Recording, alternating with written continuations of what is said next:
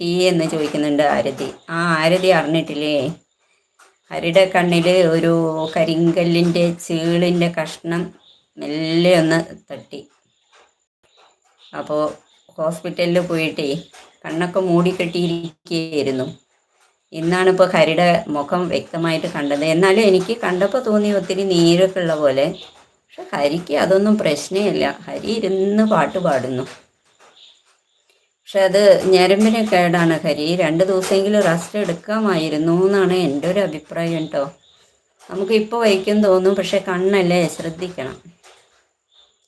Hi ആരതി സിസ് എന്ന് പറയുന്നുണ്ട് ജിജു ഇന്ന് ലൈവ് ഇട്ടില്ലേ?